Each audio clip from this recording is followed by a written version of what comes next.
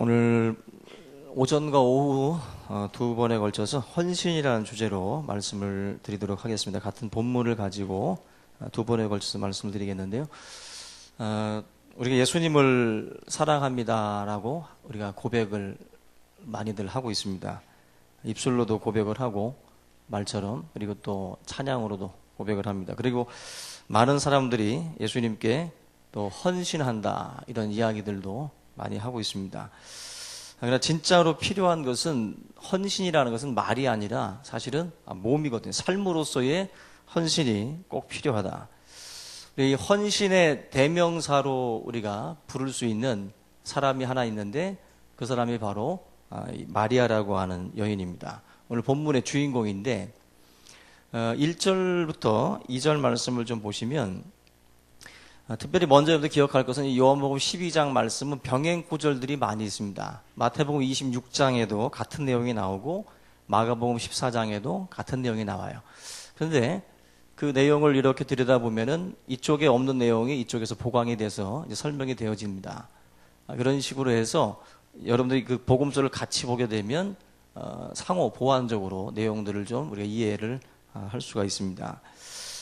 이 전체적인 그 배경들을 여러분들이 이 세 책을 통해서, 마태복음 26장, 마가복음 14장을 통해서 같이 보면 배경을 우리가 좀 이해를 할 수가 있는데요. 먼저 이 본문이 어떤 사건하고 연결이 되는지를 아셔야 돼요. 먼저는 요한복음 11장에 나사로가 부활하는 사건이 있습니다. 죽은 지 사흘 됐던 나사로가 예수님의 그 기적으로, 그 나사로가 죽은 지 사흘 만에 살아나는 부활 사건이 있어요. 굉장한 충격이고, 그 당시에 지역적으로 센세이션을 일으켰고, 베다니뿐만 아니라 예루살렘까지 그 소문이 파다하게 퍼져가게 됩니다. 베다니와 예루살렘은 거리가 3km 정도밖에 안 떨어져 있어요. 그러니까 상당히 가까운 거리였기 때문에 예수님이 예루살렘에 예배하러 올라갈 때마다 쉬러 가셨던 곳이 베다니예요. 그래서 베다니에서 자주 쉼을 가지셨는데, 그때 가셨던 집이 바로 나사로, 마리아, 마르다가 같이 살고 있는 그 집입니다. 그 집에서 예수님이 항상 휴식을 취하셨어요. 근데 오늘 이 본문에 나와 있는 이 내용들, 어떤 그 장소는 여러분들이 잘못 보면은 마리아와 마르다, 나사로의 집에서 일어난 사건처럼 보입니다. 근데 이 성경을 상호 보완적으로 보게 되면 이 장소는 그들의 집이 아니라 문둥병자로 나와 있는 나환자, 그 문둥이 시몬의 집에서 일어난 사건이에요. 그러니까 나사로가 부활한 것에 대해서 너무 기뻐서 잔치를 벌인 겁니다. 근데 자기네 집에서 한 게 아니라 나사로를 잘 아는 이웃 시몬의 집에서, 그 집에서 이 잔치가 벌어졌다. 그 잔치집에 지금 마르다도 가고 마리아도 가고 나사로도 가서 그 잔치를 같이 벌이는 자리에 예수님이 함께 참여를 하신 겁니다. 그러한 내용들을 여러분들 좀 염두에 두시고 같이 보셔야 되는데, 결국 우리가 알고 있는 마리아의 이 향유 옥합을 주님 앞에 부었던 이 사건은 자기 오라비인 그 나사로가 죽은 가운데서 살아난 것을 경험한 마리아가 예수님 앞에 드렸던 헌신이에요. 그래서 우리 여러분들이 그 과정을 알고 우리가 이 향유 옥합의 사건을 보게 되면 훨씬 더 우리가 이해할 수 있는, 마리아가 도대체 왜 이러한 행동들을 했는지를 우리가 이해할 수가 있습니다. 먼저 3절과 6절 말씀을 좀 보시면, 앞에서 말씀을 드렸던 것처럼 잔치가 벌어지고 있는데, 이게 시몬의 집에서 벌어진 잔치입니다. 마리아가 이 잔치 자리에서 갑자기 마음이 뜨거워진 겁니다. 이 잔치를 참여하면서 가슴이 뜨거워지는 거죠. 그러면서 마리아가 자기 집에서 향유 옥합을 가지고 와요. 그리고 주님의 발 앞에 그것을 붓습니다. 성경에 보면 어느 그 마태복음이나 이런 데 보면은 머리에 부었다라고도 나와요. 여기 발에 부었다라고 그러는데 아마 머리 타고 날라서 다리까지 훑은 것 같아요. 전체적으로 향유를 부었다라고 나옵니다. 이런 식으로 해서 결국 자기의 어떤 그 마음을 향유를 깨서 붓는 것으로 표현을 하고 있다라는 것입니다. 그런데 지금 이것은 뭐예요? 마리아가 하고 있는 이 행동은 한마디로 오늘 제목이죠. 헌신입니다. 자기의 삶을 하나님 앞에 기꺼이 쏟아붓는 헌신의 행동이다. 헌신의 행동이다. 근데 재미난 것은 굉장히 아름다운 헌신인데 얼마나 아름다운 헌신입니까 이게? 자기 것을 깨어서 주님 앞에 부었다. 정말 아름다운 헌신이에요. 그런데 문제는 이런 헌신 때문에 뭐가 일어나요? 논쟁이 일어난다. 헌신 때문에 논쟁이 벌어지고 있어요. 웃기지 않습니까? 헌신이라는 것을 해서 아름답게 우리가 바라봐주고 그것에 대해서 박수를 쳐주고 우리가 격려해주면 좋겠는데 그 아름다운 헌신을 놔두고 그 공간 안에서 논쟁이라는 것이 벌어지더라는 것입니다. 여러분들, 내가 못한 일을 누군가가 했다. 누군가가 큰 헌신으로 그 모든 것들을 감당했다 하면 칭찬하고 격려하면 되는 거예요. 그리고 박수 쳐주면 되는 거고 정말 내 자신도 저와 같은 헌신을 해야 되겠다라고 하는 또 다짐을 하고 마음 가운데에 그런 도전들을 사실은 받아야지 정상입니다. 그런데 이 가운데에 비판하고 비난하고 정죄하는 일들이 벌어진다는 것이죠. 요즘 말로 이런 일이 벌어질 때 딱 정답이 있어요. 너나 잘하세요. 너나 잘하세요. 누군가가 헌신을 하면 가만히 있으면 되는 거예요. 근데 그것에 대해서 우리가 왈가불가하고 논쟁을 벌인다는 것 자체가 이게 맞지 않는다는 거야. 마리아의 헌신 때문에 논쟁이 일어난다는 것 자체가 이건 굉장히 큰 문제가 아닐 수가 없습니다. 논쟁이 왜 벌어졌는가를 보시면 싸구려 향유를 부었으면 논쟁이 안 벌어졌어요. 근데 지금 이 마리아가 여기에서는 이제 깼다라고 나와 있진 않는데 또 다른 복음서에서는 향유를 깼다라고 그래요. 옥합을. 여기 한 473ml 정도 됩니다. 한 나드 한 근이라고 그랬어요. 그냥 뭐 대충 그냥 콜라병 정도 되는 뭐 양이라고 보시면 돼요. 그러나 그게 고급 향유였기 때문에 상당히 비싼데 그 향유의 가격이 300데나리온이다라고 말씀을 하죠. 나도 한 근의 값이 300데나리온. 한 데나리온이 한 사람의 일일 품삯인데 300일치예요. 300일치. 연봉이죠. 거의. 우리 요즘으로 따지면 뭐 몇천만 원 되는 거예요. 그걸 예수님의 발 앞에 갑자기 다 쏟아 부어버린 거예요. 깼다라는 것은 그냥 다 부어버린 거예요. 주님한테. 그 일이 있고 난 뒤에 논쟁이 벌어지고 있는 것입니다. 논쟁의 내용을 들여다보면은 왜 가난한 자들에게 주지 않고 이걸 다 갖다 부었냐는 거예요. 왜 가난한 자들에게 주지 않았느냐. 팔아서 가난한 자들에게 주지 이걸 왜 다 깨버려서 예수님 발에다가 다 갖다 부었느냐. 그러면서 분개까지 해요. 막 화를 냅니다. 그죠? 굉장히 막 분이 가득 차가지고 그 일에 대해서 못마땅하다라는 듯이 이야기들을 하고 있다는 것입니다. 마태복음 26장 8절도 보시면 무슨 의도로 이것을 허비했느냐. 무슨 의도로. 그러니까 그 여인의 헌신을 순수하게 보는 게 아니라 무슨 의도와 무슨 음모가 있지 않느냐. 뭔가가 있지 않느냐라는 식으로 해서 그의 헌신을 순수하게 보질 않아요. 그리고 어떤 잘못된 시각으로 그 여인의 헌신에 대해서 생각을 한다는 것입니다. 허비, 낭비 이런 말을 헌신에다가 갖다 붙이고 있어요. 우리가 선교를 간다고 할 때 이번 올 여름에도 8월에 필리핀 선교를 갔다 왔지만 그 선교를 간다고 할 때에도 많은 사람들의 시각이 갈립니다. 단기 선교를 간다고 할 때 들어가는 비용들이 발생을 해요. 근데 그 비용들을 딱 생각을 하면 어떤 분들은 그 말을 들을 때 야, 그딴 것, 그 돈 들여가면서 못 들어갔다. 니들이 간다고 뭐 사람이 전도 되겠냐? 너희들이 간다고 해서 뭐 별일 일어나겠냐? 그 돈 줘가면서 아깝게 왜 거기다 허비하느냐? 반드시 그런 말들이 나오거든요. 반드시.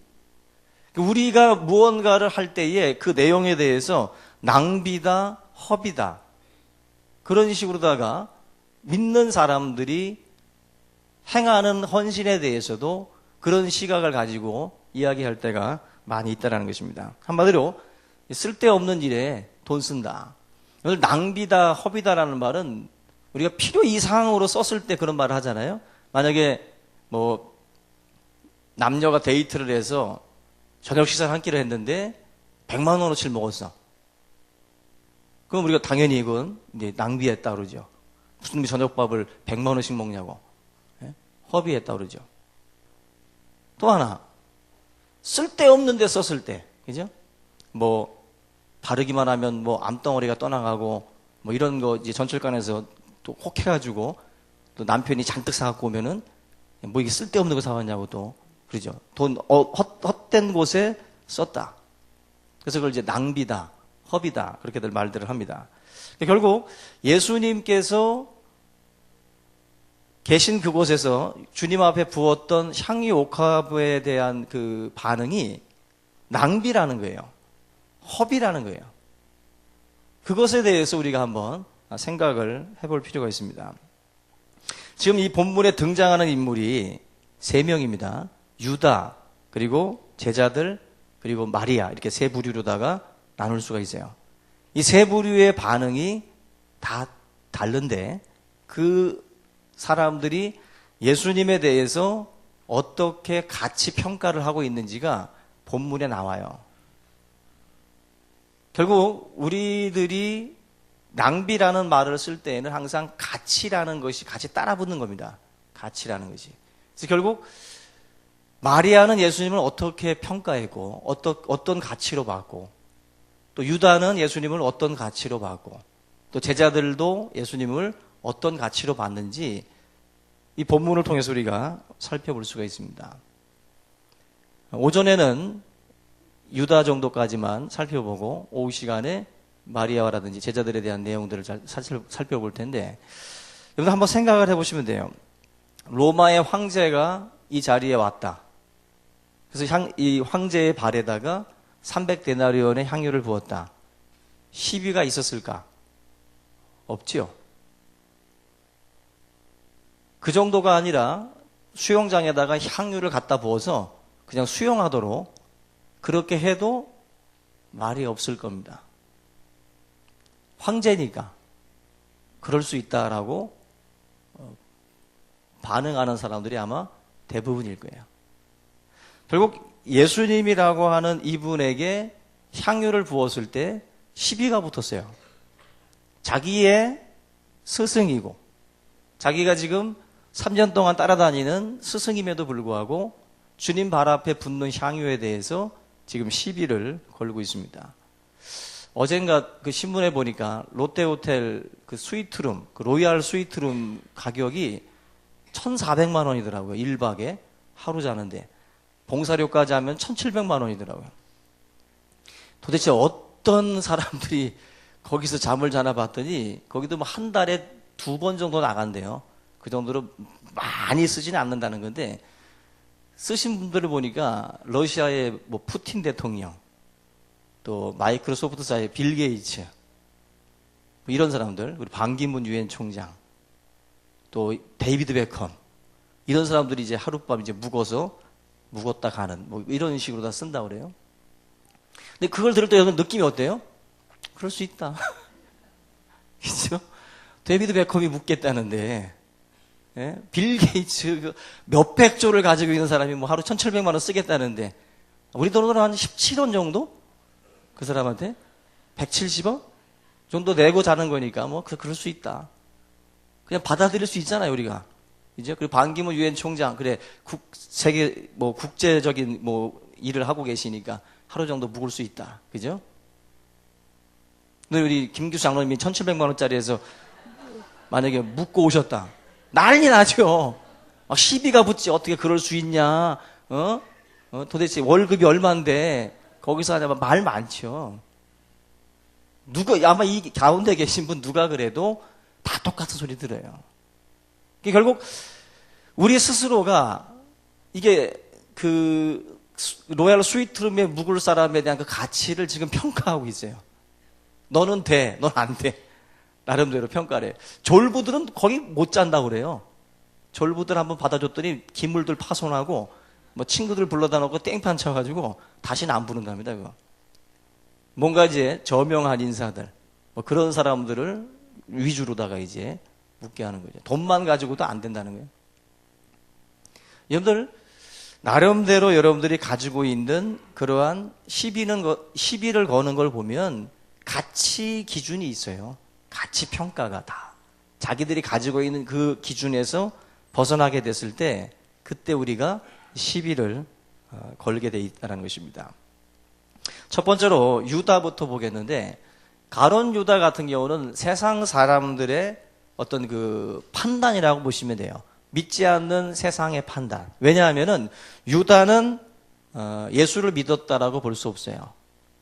유다는 알려진 바로는 그 입술로 예수님을 주라고 고백한 적이 없습니다. 언제나 랍비라고 했어요. 랍비. 유다는 예수님을 3년 동안 따라다니면서도 예수에 대해서 그리스도로 보지 못했습니다. 단순한 랍비 정도로다만 생각을 하고 그를 쫓아다녔죠. 지금 4절, 5절, 6절 내용들을 보게 되면은 유다가 상당히 흥분을 하고 있습니다. 분노를 하고 있는데 분노한 이유가 바로 그것을 가난한 자들에게 주직을 했느냐. 가난한 자들에게 주직을 했느냐. 굉장히 유다가 아주 의로운 사람처럼 보여줄 수가 있습니다. 그런데 성경 자체에 주석이 있어요. 그죠? 6절 보면은 이렇게 말하면 가난한 자들을 생각함이 아니요 그는 도둑이라. 돈깨를 맞고 있었다는 거죠. 예수님의 제자들 그 돈 관리를 했던 회계예요, 회계. 그러니까 왜 이걸 깨서 부어버리냐. 차라리 그냥 나한테 맡기지. 그래서 우리가 이 재정 관리를 해서 우리가 쓰도록 하지. 왜 너가 멋대로 깨버려. 막 속이 상한 거야. 내가 회계니까 이걸 받아내서 빼돌릴 돈이 있으니까. 그죠? 얼마든지 거기서 좀 일부를 빼돌릴 수 있기 때문에 아까운 기회를 지금 날린 거거든요. 아름다운 헌신을 보면서도 유다는 그 속에서 왜 이 여인이 도대체 주님 앞에 왜 이런 것을 하고 있는지에 대한 그 어떤 그 생각을 하지 않고 단순히 돈만 보이는 거예요. 돈만 보이는 거예요. 세상적인 판단을 지금 하면서 유다가 보고 있다. 사람들이 분노하는 것도 보게 되면 표면적인 이유가 있어요. 그러나 또 이 내막 속에 또 다른 이유들이 또 있죠. 그걸 볼 줄 알아야 되죠. 그걸 볼 줄 알아야 되는데 유다 같은 경우도 지금 자기 돈을 얼마든지 이제 횡령할 수 있는 기회인데 이걸 놓쳤기 때문에 지금 아쉬워하는 거죠. 겉으로 드러난 가난한 자들에게라는 말은 하나의 포장에 불과한 거죠. 굉장히 멋지게 보여지는 말을 하고 있지만 그 내면에는 아주 못된 생각들을 지금 가지고 있다는 것입니다. 우리가 표면적으로 이런 식으로다가 말하는 분들이 많아요. 겉으로 어떤 부분에서 말은 하지만 내면을 들여다보면 전혀 그럴 생각 없어요. 그런 것들을 가지고 있는 경우들이 상당히 많다는 것입니다. 유다가 앞에서 말씀을 드린 것처럼 3년 동안 주님 쫓아다니면서도 예수님을 주라고 하지 않았고 자기 생각을 꺾은 적이 없습니다. 유다는 열심당원으로도 알려져 있어요. 그래서 항상 뭔가 나라를 뒤집어 엎는 그 일에 관심을 좀 가졌던 사람으로도 보여집니다. 근데 유다는 항상 자기 생각을 꺾을 생각을 안 해요. 주님 쫓아다니면서도 자기 잣대와 자기 기준, 자기 생각을 계속 고집을 합니다. 그게 유다의 삶의 모습이었다는 거예요. 자기의가 충만해요. 자기의가. 예수님을 판단해요. 예수님을 판단하고 예수님의 생각이나 십자가를 지는 그 모든 것에 대해서 유다는 받아들이질 못합니다. 그게 바로 유다의 문제점이다라고 볼 수가 있어요. 그리고 결정적으로 유다는 예수님을 사랑하지 않습니다. 예수님을 돈벌이로 이용하고 있어요. 주님 쫓아다니면서 돈꾀를 맡으면서 조금씩 일부를 빼돌리는 그 일에 그 맛에 유다는 자기의 삶을 지금 3년 동안 끌고 오는 것에 불과한 것이지 결코 주님에게서 메시아임을 발견하지 못합니다. 여러분들 교회를 5년, 10년을 다니면서도 그냥 자기 사업체, 장사 속으로 다니는 사람들 많아요. 우리 교회는 별로 없죠. 돈도 안 돼요. 우리 교회는 인원도 안 돼가지고 시장이 너무 작아. 그래서 보면 교회 부흥되는 것도 보면 그 시장 장사 속으로도 부흥이 돼요. 부흥의 내면을 들여다보면 참 복잡합니다. 여러 가지 이유가 많아요. 그래서 마냥 기뻐할 것도 아닙니다. 우리가 어떤 주님을 쫓아다니면서도 예수 그리스도를 주로 보지 못한다라는 것처럼 안타까운 게 없어요. 그저 그냥 자기 이런 물질적인 부분에 대해서 아니면은 자기의 편리를 위해서 뭐 그런 정도로만 주님을 쫓아다닌다라는 것은 유다의 그 길을 가는 거예요. 유다의 길.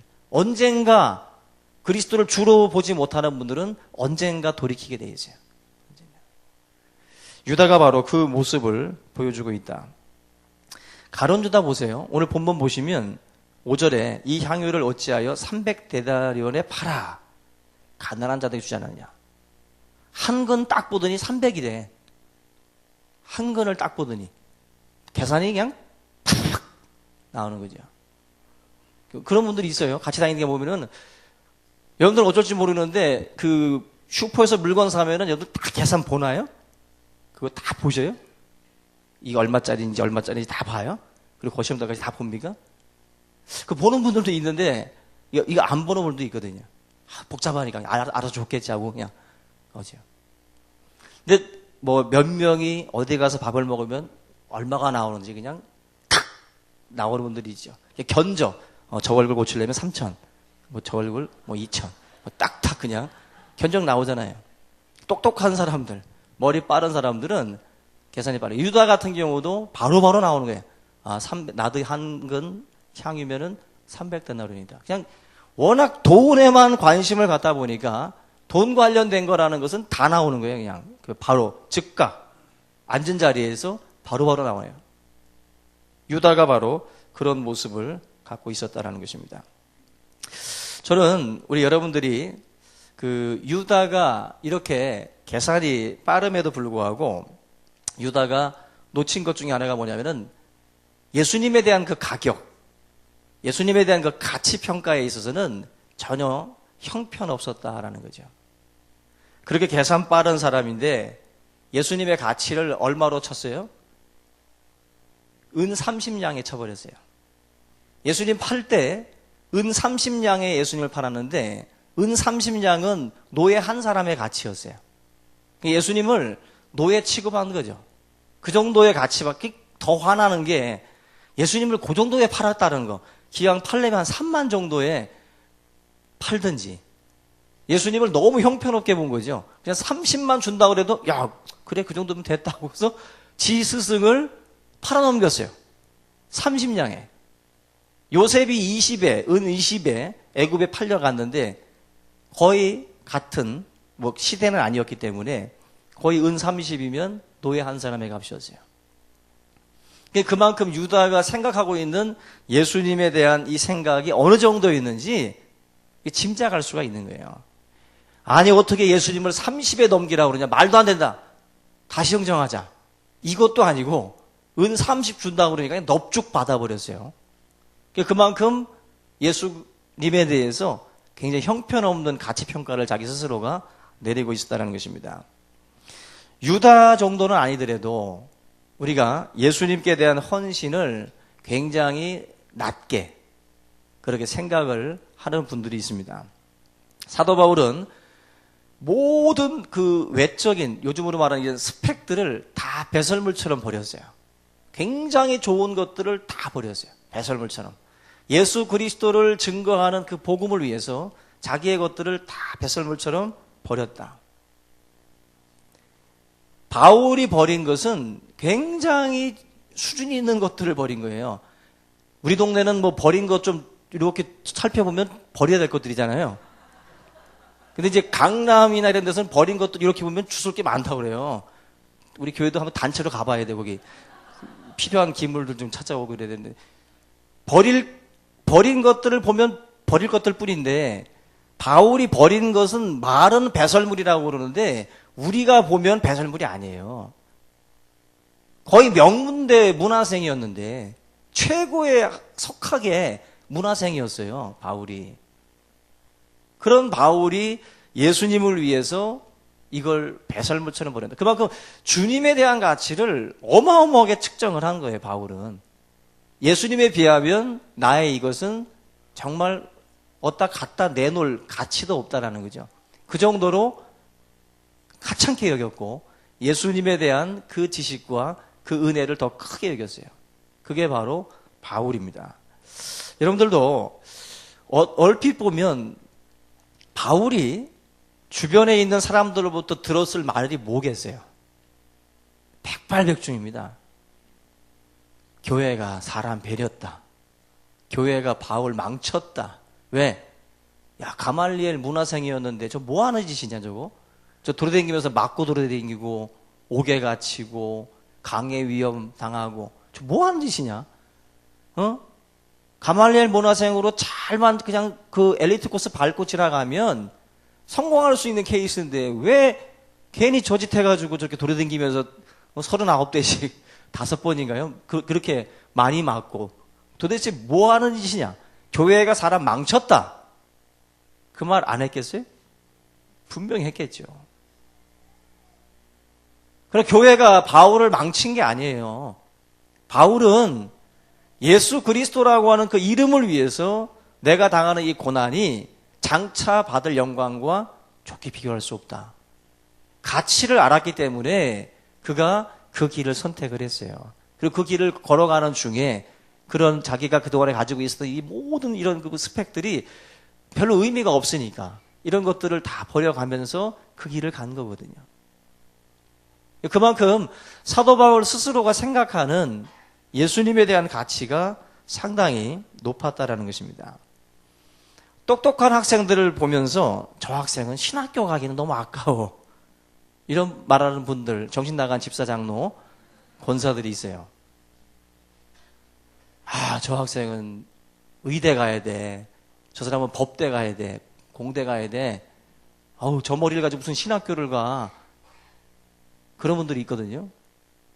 그런 말 들을 때마다 막 속에서 불이 나와요. 불이 나와. 막 제가 용이라면 막 불을 뿜고 싶을 정도입니다. 여러분들 똑똑한 사람들만 신학교 가라는 말은 아니에요, 저는. 그 우리가 부모님들이 생각하는 마인드가 틀린 거예요. 잘못된 거예요. 또 똑똑한 학생을 바라보는 그 성도의 이 마인드가 틀린 거예요. 잘못된 거예요. 하나님 앞에 정말 우수한 인재들이 신학교에 가서 하나님의 말씀을 배워서 참신한 교회들을 세우고 그런 사람들이 수많은 또 성도들을 또 이끌 수 있는 리더들이 되도록 우리가 기도하고 그런 분들이 가도록 해야 되는데 아, 저 사람은 의대 가야 돼. 법대 가야 돼. 항상 우수한 자원들을 그런 쪽에다가만 먼저 배치하려고 하는 생각들이 있어요. 그거는 우리들이 굉장히 악한 마음을 갖고 있는 겁니다. 굉장히 악한 마음을 갖고 있는 거예요. 사실 원래 미국이나 이런 처음 초창기 때 그 교회의 그 목사들은 그 당시에 최상의 엘리트들이었어요. 그 당시에. 스페인의 지금 현재 신부들이 그렇다고 그래요. 스페인의 신부들 같은 경우는 최고의 그 학문을 배운 그 사람들만이 지원할 수가 있어요. 그래서 스페인 같은 경우는 이 신부들의 그 레벨이 굉장히 높다고 합니다. 그래서 그 민중들도 굉장히 또 이렇게 또 귀하게 보고. 그러나 지금 한국 교회는 교회 수가, 신학교 수가 한 313개 정도 된다고 그래요. 그리고 한 해에 배출되는 목사 후보생이 15,000명. 우리가 할렐루야 할 게 아니라 이게 문제가 있는 겁니다. 그만큼 너무 많은 곳에서 너무 많이 막 쏟아져 나오고 있는데 그만큼 하나님을 위해서 막 헌신하는 정말 그런 분들이 막 쏟아져 나오는 게 아니라 그냥 뭐 조폭들이 한번 좀 교회나 세워서 헌금이나 한번 털어볼까? 그래서 신학교 그냥 1년 6개월 단기 코스로다가 바로 공부하고서 바로 안수를 받아요. 1년 만에 분명히 전에 조폭이었는데 1년 만에 목사가 됐다고. 단기 코스로 그냥 밟고서 나오는 그런 신학교들이 있습니다. 전혀 검증 기간도 없고 전혀 없는 상태에서 막 쏟아져 나오는 거예요. 김부식이 쓴 이 삼국사기에 보면은 재미난 내용이 있는데 신라가 그 멸망한 원인을 김부식이가 어떻게 평가를 내리냐면은 그 당시에 승려들이 많았다. 절이 많았다라고 이야기를 해요. 승려가 많고 절이 많아진 것이 바로 신라의 패망의 원인 중에 하나다라고 그래요. 우리가 생각할 때는 이해가 안 가죠. 왜 그럴까? 승려가 되면 세금을 안 내고 군대에 가지 않는 거예요. 그 당시 때. 그러다 보니까 정말로 우리 기독교식으로다 헌신하는 스님들이 아니라 군대 안 가려고 또 세금 안 내려고 요행으로다가 이놈 저놈 다 머리만 깎는 거예요. 그리고 다 승려가 되겠다고 다들 절간으로 들어가 버리니까 국력도 약해지고 생산력도 줄고 그러면서 이 신라 자체가 굉장히 위기가 찾아왔다라는 거예요. 여러분들 많이 지원한다라는 게 나쁜 게 아니라 그 많음 속에 질이 떨어지는 사람들, 수준 이하의 사람들이 막 한다는 거죠. A급만 오라는 게 아니에요, 주님은. A급은 아깝다. 주님께 드리기 아깝다는 그 생각이 주님 앞에 안타까운 거죠. A급 드리면 뭐가 그렇게 큰일 나는 것처럼 주님 앞에는 B급과 C급 정도만 가면 되는 거지 A급은 안 된다라고 생각하는 분들이 있어요. 그런 생각 자체가 얼마나 잘못된 생각인지 모릅니다. 여러분들 자녀 중에 가슴에 손을 얹고 전교 1등만 하네 지금. 근데 얘가 갑자기 신학교 간다 그래요. 어떻게 할 거예요? 저한테 와서 할렐루야 하면서 감사 헌금 내면서 우리 아들 신학교 간다는데 좋은 신학교 좀 소개시켜 달라고 할 겁니까? 아니면은 도시락 싸들고 다니면서 저한테 와가지고 제발 막아달라고 그럴까요? 백발백중 막아달라고 그럴 거요? 막아달라고. 얘가 왜 신학교를 간다고 난리를 치는지 모르겠다고. 저한테는 그런 상담 오면 안 됩니다. 제가 오늘 말씀을 드렸기 때문에 그거 막아달라고 오면 아주 그냥 제가 그 입을 막아버립니다. 그냥.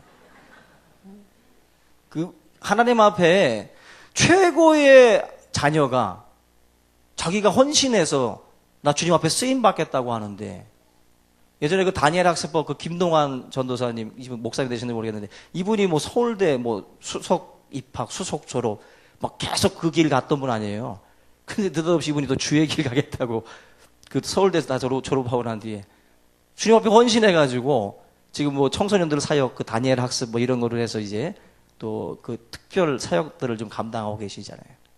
아마 그분도 주변에서 저 미쳤다고들 그럴 겁니다. 부모도 속이 터졌을지도 모르고, 그죠? 집안적으로도 아마 속이 터졌을 거예요. 근데 하나님 앞에 그렇게 헌신하는 분들이 있거든요. 하나님 앞에.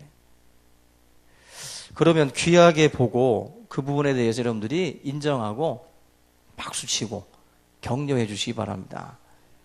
절대로 여러분들 B급이나 C급들만 하나님 앞에 드리려고 하지 마세요. 그 마음을 먼저 하나님 앞에 A급으로 주님 앞에 드리겠다. 그런 마음을 갖고 사시기 바랍니다.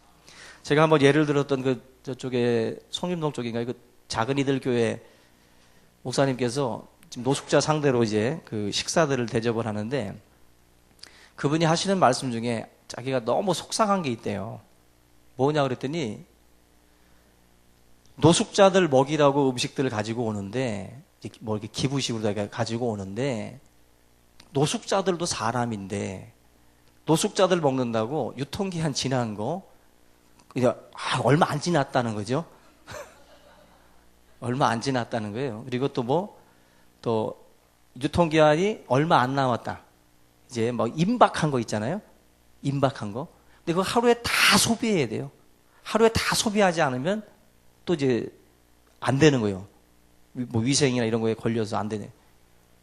그러면서 하시는 말씀이 똑같이 노숙자들도 사람인데 무슨 지금 뭐 개 주냐? 개 밥 주는 것도 아니고 요즘에 개도 제대로 주잖아요. 요즘에 콘프레이크를 먹는데 왠지 내가 개밥을 먹는 것 같아. 사료 먹는 듯한 느낌이.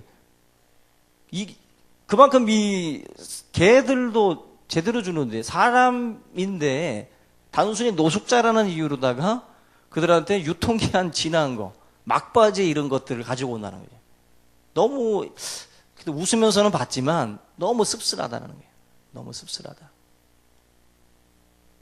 자기들이 못 먹을 거면 이 사람들도 못 먹는다고 생각을 해야 되는데 자기들 못 먹는 걸 가지고 온다는 거예요. 자기들 못 먹는 거를. 그 생각 자체가 좀 안타깝다는 거예요. 여러분들도 만약에 뭐 이런 기부 같은 거 누군가를 나눠줄 때 막 그런 식으로 하지 마세요.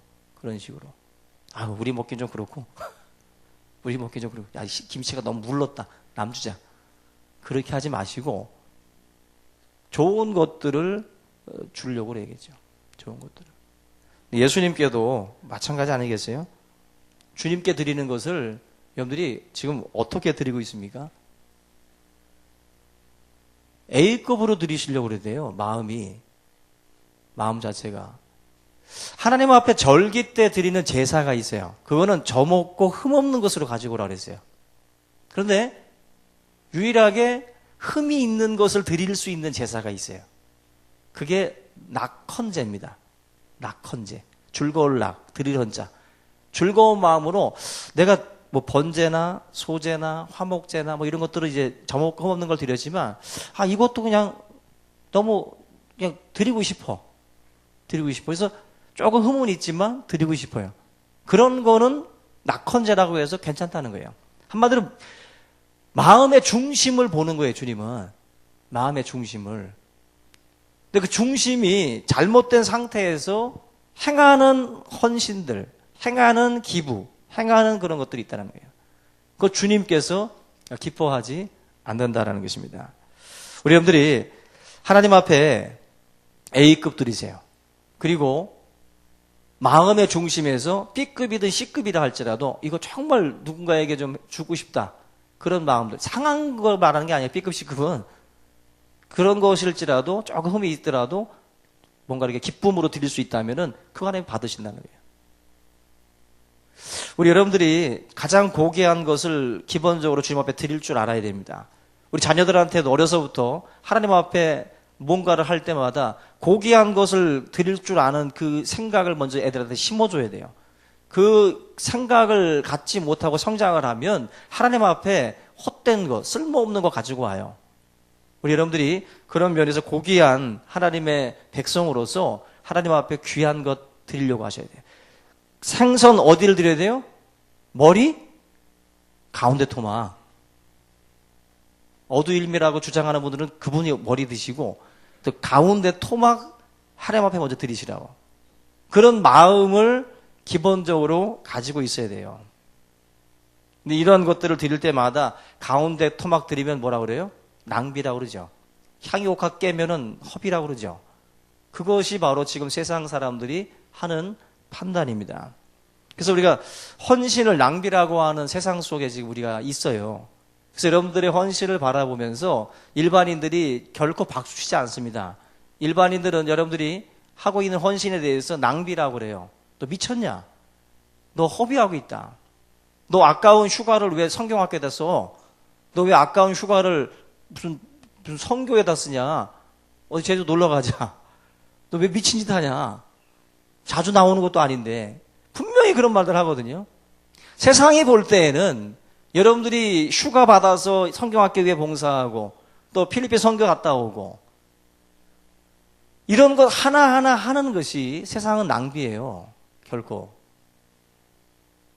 향유옥합 깬 거 바라보면서 하는 것과 똑같이 반응한다고요. 그래서 그건 결대로 낭비도 아니고 허비도 아닙니다. 하나님께서 저와 여러분들의 그 헌신에 대해서 다 지켜보고 계시고 기뻐하실 줄로 믿습니다. 선교를 갈 때에도 우리 교회만 선교 가는 게 아니잖아요. 다른 교회 선교 이야기 들어보면 큰 식당을 하시는 분들도 자기 문 닫고 하나님 앞에 헌신하려고 하루 매상 수백만 원 하시겠어요? 그리고 병원 하시는 분들, 원장님들이 병원 문 닫고 뭐 일주일, 2주일을 그냥 해외 선교로다가 헌신하고 봉사하다가 와요. 그게 액수로 따지면 수천만 원입니다. 수천만 원을 포기하고 가는 거예요. 수천만 원을 포기하고. 그리고 하나님 앞에 가서 그 봉사를 하는 거예요. 세상에 볼 때는 미친 거죠. 낭비죠. 그 시간 낭비하는 거고 그 돈 낭비하는 거다라고 보는 거죠. 근데 믿는 자들은 그렇게 보지 않습니다. 주님의 은혜를 깨달은 자는 나사로의 죽음을 목격했고 나사로의 부활을 체험했던 마리아는 그렇지 않아요. 자기가 붓는 이 향유가 아깝지 않다고요. 아깝지 않다고. 그 체험이 없는 사람은 아까워요. 이 모든 것이 힘에 겨워요. 그런데 주님의 은혜를 경험한 경우는 그것은 전혀 아깝지 않습니다. 저와 여러분들 하나님 앞에 고귀한 것 드리시기 바랍니다. 헌신하시기 바랍니다. 그리고 그러한 헌신하는 사람들을 바라볼 때 여러분들 박수 쳐주셔야 돼요. 그리고 격려하시고 내 자신이 하나님 앞에 못다했던 이 모든 부분에 대해서 도전을 받고 여러분들 또한 그 길을 가야 됩니다. 그래서 하나님의 은혜에 대한 그런 그 경험들이 필요한 거죠. 헌신이라는 것은. 그래서 우리가 은혜를 알지 못한 상태에서 바라보는 이러한 헌신의 모습들은 다 낭비로 보입니다. 좀 시간이 좀 많이 갔는데, 이 마무리를 좀 짓겠습니다. 여러분들 그 제자들의 태도나 유다의 태도나 사실은 뭐 대동소이합니다. 좀 비슷한 모습인데, 유다는 완전히 불신자라면 제자들은 믿는 자들이 보여주는 반응이라고 보시면 돼요.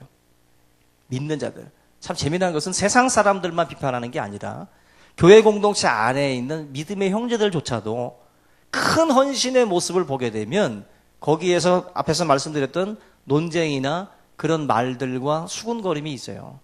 그게 바로 지금 현재 교회 안의 모습들입니다.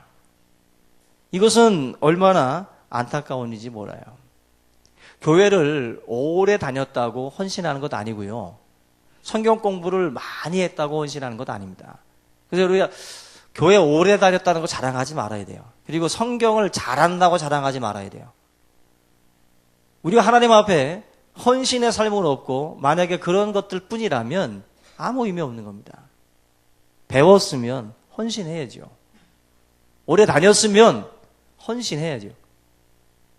오래 다닌 게 무슨 벼슬인 것처럼 그걸 가지고 어깨에다 힘을 주고 새로 들어오는 사람들의 헌신을 막고 방해하고 그런 행동들을 하는 사람들이 있어요. 바로 이 제자들이 보여주고 있는 태도와도 같은 것입니다. 여러분들, 우리가 누군가가 헌신을 할 때 자꾸 이런 딴지를 건다든지 그리고 어떤 가난한 자들, 구제, 뭐 이런 이야기들을 꺼내면서 뭔가 이렇게 다른 비판을 하는 경우들이 있죠. 근데 제가 볼 때, 뭐 인터넷상에서도 구제, 기부, 막 부자들 뭐 증세하라고 막 떠들면서 막 댓글 다는 사람들 많잖아요. 저도 부자는 아닌데. 근데 이 댓글 다는 걸 제가 느끼는 거는 아마 그 댓글 다는 90% 이상, 100% 이상, 자기 호주머니 오픈되어 있는 사람은 없다. 제가 아주 단언컨대 장담합니다.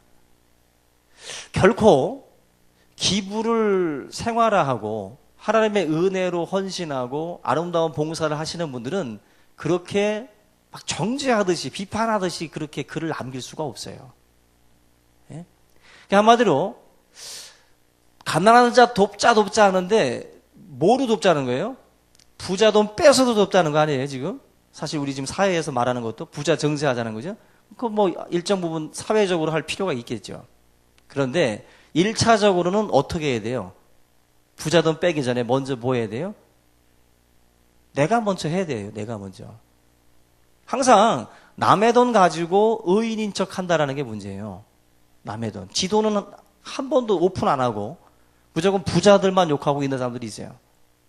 자기가 먼저 호주머니를 털어서 작은 부분이라도 하면서 그 얘기를 하면 좋은데 전혀 없는 거예요. 자기가 할 생각은 초도 없어요. 그저 다른 사람에게서만 다 가지고 올 생각만 하는 거예요. 그것이 결국 문제 중에 문제입니다. 우리가 하나님 앞에 해야 될 뭐 여러 가지 행동들이 있지만 정죄하고 비판하고 이런 것들은 하나님의 뜻이 아닙니다. 지금 이 제자들이 보여주고 있는 마리아의 헌신에 대해서 이 비판하고 정죄하는 것, 이건 성도의 마땅한 바가 아니라는 거예요.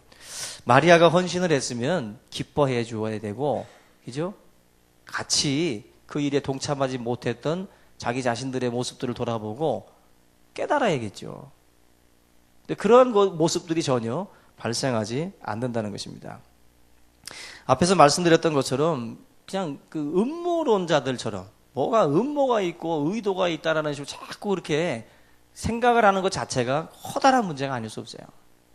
앞으로 우리 충신교회 안에서 아름다운 헌신들이 일어날 때마다 저와 여러분들이 그 일에 대해서 기뻐하고 즐거워하고 함께 그 향유 냄새에 우리가 함께 아주 취하는 그러한 삶이 될 수 있기를 주님의 이름으로 축원합니다. 오늘 이 말씀을 함께 붙들고 우리 하나님 앞에 기도하겠습니다. 살아계신 하나님 아버지 감사를 드립니다. 우리의